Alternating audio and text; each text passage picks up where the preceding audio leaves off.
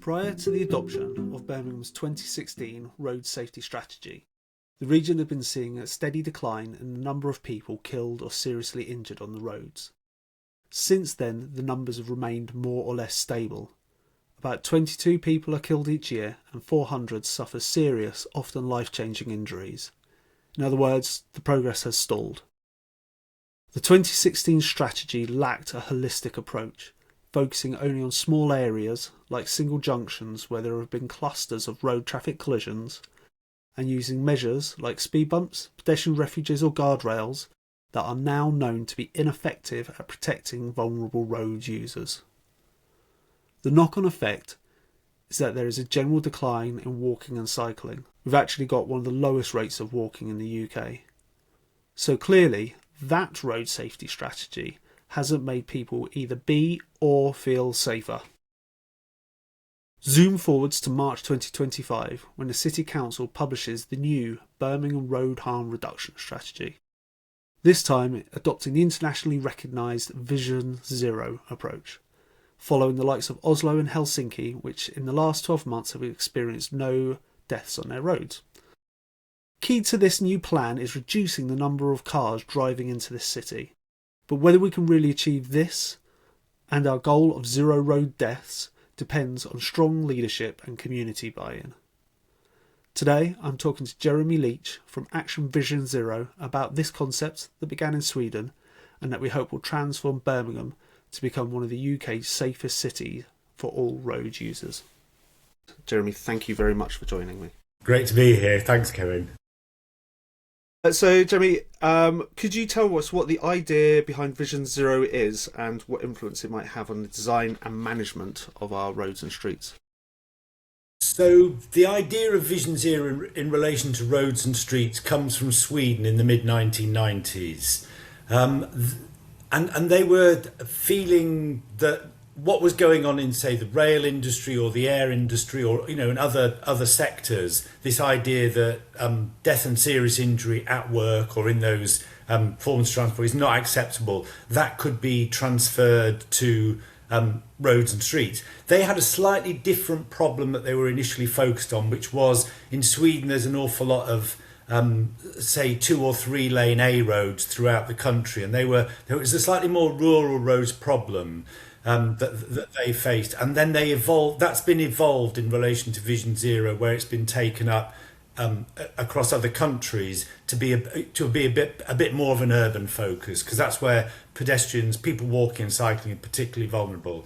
So Vision Zero is now the adopted road strategy in a huge number of American cities, in a number of locations in the UK, and is an approach being taken across Europe. And essentially the idea, exactly as you said, is that in the longer term, the target and the approach will be we will work towards zero fatal and serious injuries over a period of time. And in London, for example, the end target date is 2041. It's different in Scotland and other places. But yeah, that's the idea. And then a whole series of interventions will be taken to support that.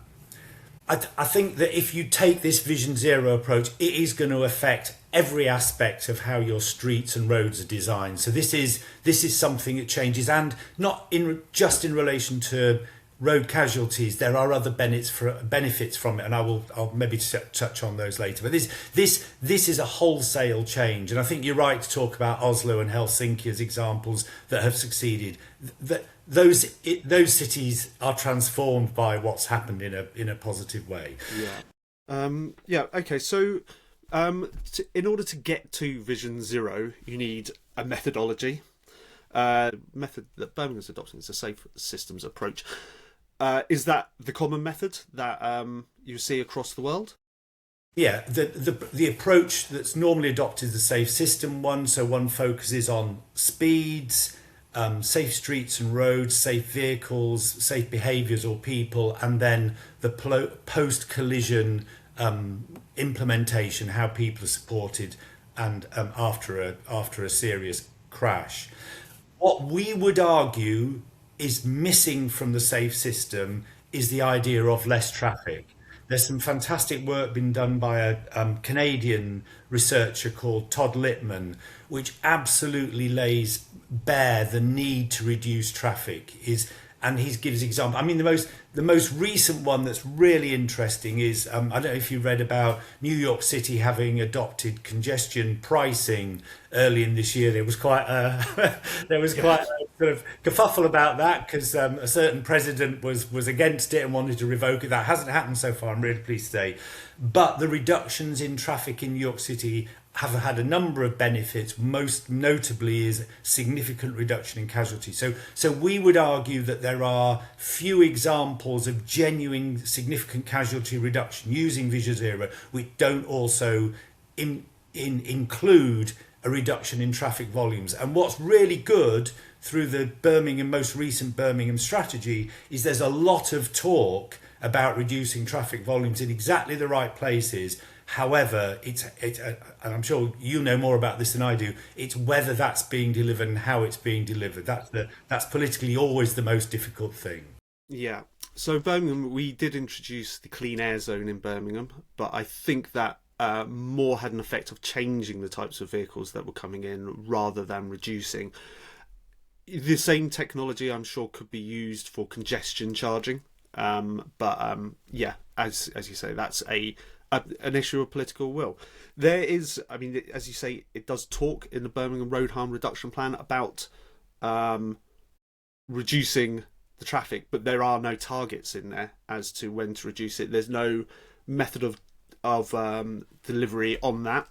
Perhaps that will come in a different document, but I mean, it's good that it's at least there as a principle. Yeah. So okay, so let's continue on the safe system.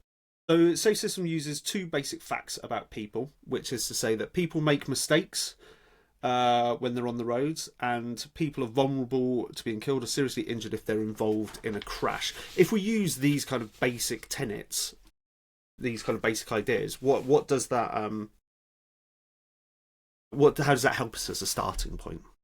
I think it then informs all of the aspects that I've just described: speed, vehicles, street design. I think it then guides all of those. And maybe I should just flesh out each of those a little bit, because I think it is, the vulnerability of the human body, particularly in an urban area, and the fact that people make mistakes, and then it's how to address that. So for example, in relation to safe speeds. A crucial element is the speed limit and compliance with the speed limit, and there seems to be an absolute movement now towards 20-mile-an-hour speed limits. We've seen the incredible success of that, though politically fraught, in Wales, in central London. Inside the North and South Circular, there's virtually no roads which are not 20 mile an hour. It is the default in big areas. Scotland is moving towards 20 mile an hour default.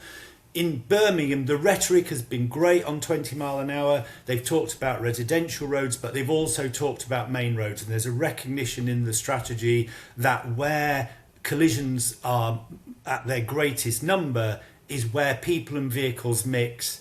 And that would be high streets, town centres. So it's really important those main roads are also addressed. The problem in Birmingham, that in spite of a lot of talk about this, and they've even asked the government in the past to move to a default, only 18% of the roads are 20 mile an hour in Birmingham. So there feels as though there's a really big gap between the rhetoric, and this has lasted for quite a while, the rhetoric and the delivery. And the reality is that, 20 mile an hour speed limits are not that expensive to deliver, especially if you go to the idea of it being a default, as has happened in many of the London boroughs. And the local authority there has said, well, we'll just we'll move to a default 20 mile an hour and we'll accept the roads that we don't think are appropriate. And Birmingham could do that, and it will not be that expensive and will have a significant impact. So I think one of the requirements, because the Birmingham City Council, to their credit, have asked the central government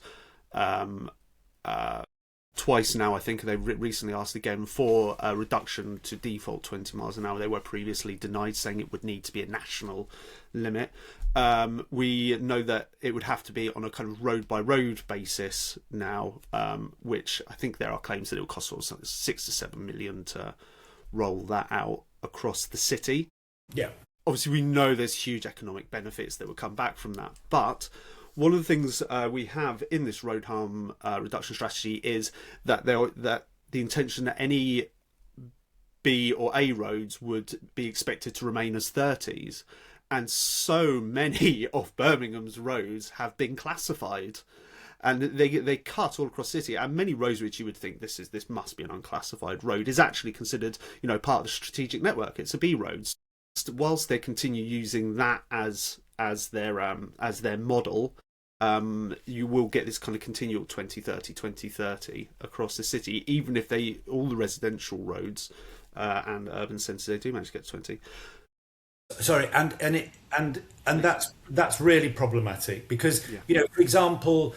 And there's an element of the inconsistency, say 2030, that's problematic for drivers, and that's understandable how it is difficult when it chops and changes. What I would say is Transport for London manage purely arterial roads in London. They have now got 150 miles of their arterial roads in London which are 20 mile an hour speed limits. Where people and vehicles mix, that's where the greatest risk is. Those roads should be included, and all of those are A roads and maybe a few B roads. And the other thing is that in London, we have examples of numerous boroughs where they have moved to a default 20 mile an hour limit without having had government support to that. So I'm sure there are specific reasons, but I think they need investigating because all of these precedents have happened in England before. Yeah. And I mean, we've talked about 20. I just kind of finished on that. It is such an effective policy. In Wales, it's something like 25% reduction in casualties over the first year or 18 months of implementation, and that's with no police enforcement on that. That was just got that job, and also the lowering of insurance bills. I mean, £45 average per person. So it's such an effective policy. Okay. So the 20 mile an hour, the reduction of speeds is as I say, one of the tenets of the safe system. Another one we have, it would be described as safe for people, but that they are well-educated drivers and safe drivers. Yes, I think we've always been cautious around education because I think the great problem with a lot of road safety strategies over donkey's years has been that we will educate people to do something, and that's really tough. And there's huge numbers of advertising campaigns that have struggled to prove their effectiveness. I think I think we feel that more effective are policies that change the way streets are designed, reduce, for example, the impact of traffic in through residential areas, remove through traffic from those kind of streets, and for example, create a safe environment for people who are cycling. I mean, I'm sure it's more complex than this, but people cycling need three things. They need protected infrastructure and lanes on main roads.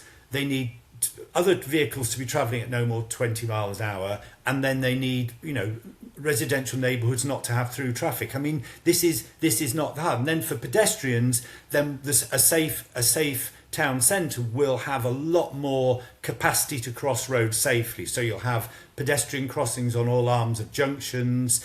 You'll have frequent crossings where people are desiring to cross. Another thing that's being talked about now is the idea of these zebras on side road crossings, which has been being pioneered. Again, that can be it's relatively low cost. Having side road zebras as piloted in Manchester without Belisha beacons drastically reduces it and starts to give the protection that the recent changes to the highway code has envisaged. So there's lots of things that can happen that, another thing in town centres is maybe just to have one lane of general traffic. So if it's multi lanes, then you have a bus lane and then a general traffic lane, but not having numerous lanes, removal of gyrators. I know that starts to get really expensive, but there are lower cost interventions in town centres and high streets that can really start to change the environment and don't have to be hugely expensive. But I think those education campaigns, they're really risky to rely on, and again they they mean that people aren't having the politically difficult conversations that actually affect real change. Yeah. And, you know, let's be realistic. To start driving, you have to do a lot of training in the first place. It's not like these aren't people who haven't already gone through, you know, months of lessons and tests and all sorts. So. And the changes that happened to the highway code were really beneficial to people cycling and walking. So, you know, I think the moves to support the new highway code and emphasise it are really positive. Yeah.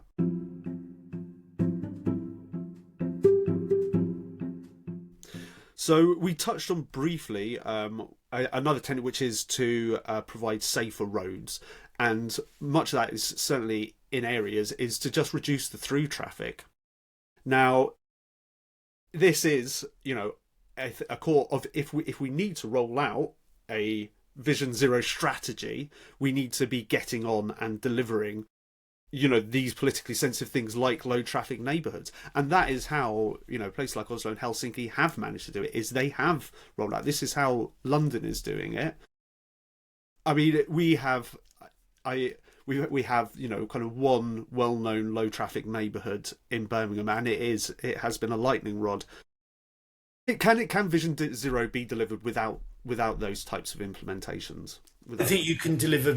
I don't think you can deliver Vision Zero effectively without addressing traffic volumes. But I think you can make the delivery of lower levels of traffic easy.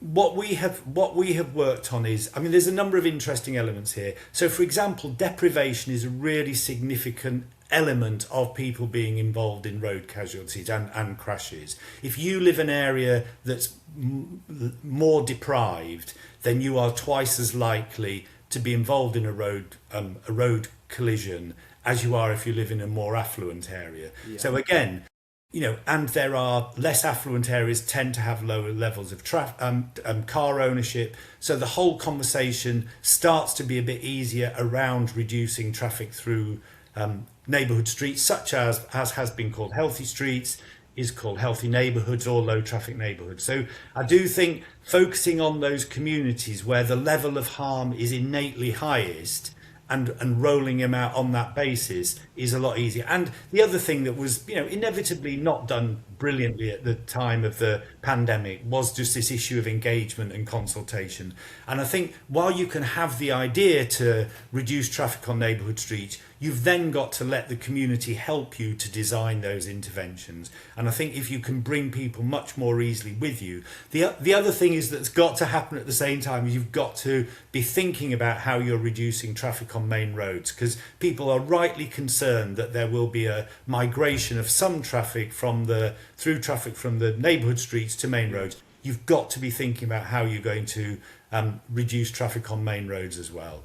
Yeah, this report does rightly recognise that a lot of incidents happen around areas where there is so much parking, so much density of parking, and I think there's like it kind of suggests that it might be people are being forced to park illegally or in inappropriate places because of the lack of parking, and then that is causing blind spots, people parking on corners of roads, and, you know, making pedestrians have to take you know, riskier paths across junctions. Yeah, I think there's a place in, I might be wrong on this, but there's a place called Hoboken in New Jersey where they've deliberately done work around those junctions, and I think it's called daylighting, to make sure that there are gaps between where cars are parked close to the junction and the junction, and their strategy has been almost based around that, and some traffic calming as well. And they have had a number of years in that city of zero casualties based around exactly that point of trying to create safe spaces for pedestrians to cross at junctions. And again, that narrative supports the idea of side road zebras, making that, you know, dangerous crossing of side roads more safe. Yeah. Yeah, I mean, side road zebras they're fascinating because they're such a cheap implementation, but we're blocked, aren't we? By Department for Transport are cautious. should we say? They're cautious, but I mean, there is. The City of Westminster has undertaken a number of pilots, and now a number of other London boroughs are interested in that, and hopefully they'll get support from Transport for London as the overarching highway authority there. Again, hopefully it's been delayed, but the Department for Transport's about to produce its road safety strategy, hopefully in January, and one can hope that all the evidence that's been found for the impact of side road zebras will come out to give it support there. Yeah. One of the tenets on this is safer vehicles. It's ensuring that the road, because of course there will always need to be people who need to get around by cars and trucks and that sort of thing, but ensuring that there is good, they've got their MOT, that they are safe to be on the road. We don't see any mention in this on the dangers of increasingly larger vehicles. We know that they cause far greater harm and far greater risk to pedestrians, but there's nothing in this strategy, or that I've seen from the council. I mean, is this something you see in other Vision Zero cities? I think it's an emerging issue, to be fair to Birmingham and other places that have adopted Vision Zero. I think this is quite sort of state of the art research. So there's been two fantastic campaigns started almost from scratch this year. The car spreading campaign by Clean Cities, and also the SUV Alliance by Ad-Free Cities. And they've almost come in parallel, but I'm sure they're working closely together. And they have absolutely brought into focus the dangers that larger vehicles, SUVs, cause over lighter vehicles. And I think there are now interventions starting to be considered by some local authorities. I think Cardiff's looking at differential pricing. I think some London boroughs are starting to look at differential parking pricing. I'm sorry, for larger vehicles. But I think that's very much only a start. I think that there's got to be bigger, stronger approaches from larger highway authorities on that. But I think it's being recognised. I think it is early for cities and places to incorporate that into Vision Zero plans, but it's certainly thanks to those two campaigns on people's radar now, and is a really, really important issue. But shouldn't detract from the fact that it's overall all cars can represent a danger and a risk to people walking and cycling in particular. Yeah. And I think that, just really quickly, Kevin, just to pick up on the fact that what's happened over time is that car safety has tended to benefit people who are vehicle occupants, people inside the vehicle. So all the car safety improvements have made it relatively safe for people in a vehicle, but have less addressed the danger of vehicles to people outside the vehicle. So what you've seen over time is the proportion of serious and fatal casualties amongst people who are walking, cycling, has increased compared with car occupants, and that's been quite a big trait. So I think the really interesting move now will be how can, for example, autonomous emergency braking, intelligent speed assistance, which are speed limiters on cars, they are safety improvements that benefit people outside the vehicle, and certainly intelligent speed assistance has got a huge potential impact when used, say, in conjunction with lower speed limits. Yeah. This is something that it needs the local authority to also work with the national government in order to deliver these programs, and having more Vision Zero cities, demanding these changes, can only help the delivery. Yeah, but exactly as you say, there's a huge role for government here. So in 2022, the previous administration didn't adopt what are called the general safety regulations. For example, all new cars now, inside them, you can switch on overrideable intelligent speed assistance. Because of the fears of the war on the motorist and the plan for drivers, that wasn't adopted in 2022. We have the potential at a stroke to adopt that, perhaps in the road safety strategy that's going to be published. And those safety benefits can start to help people in the UK as they are across Europe. Okay, so the last tenet I have here is post-crash care, and this is again a part of that multiple agencies working together. That not one can deliver this. Yes, and I think there's a number of strands here. There's the most important thing is that, you know, the amazing work of the emergency service is saving lives and is saving more lives of people who are injured on the roads, which is a fantastic thing. I think where there are opportunities for significant improvement are in the quality of the investigation.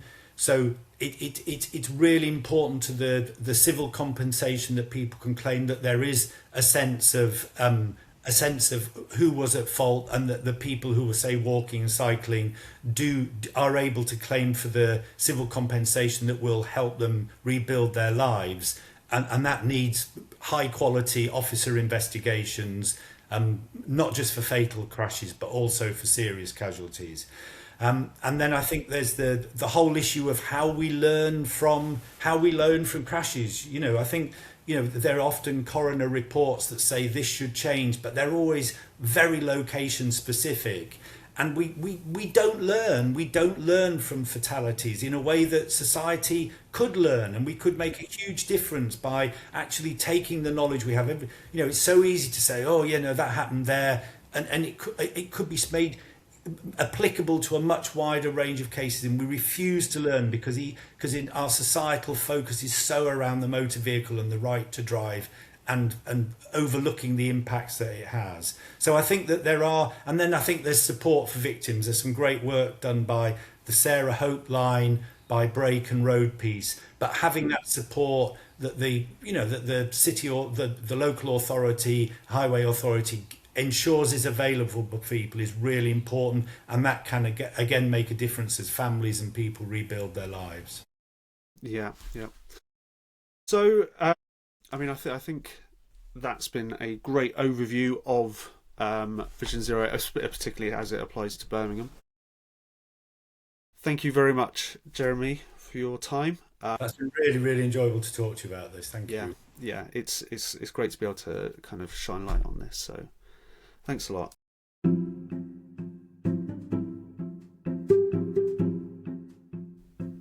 And that's it. Thank you very much for taking the time to listen to this Better Streets Birmingham podcast. If you want to find out more about our work, you can find us at betterstreetsforbirmingham.org, where you can join for free and get involved in all the different projects that we do around the city. Thanks very much for your time. Look forward to seeing you again. Bye.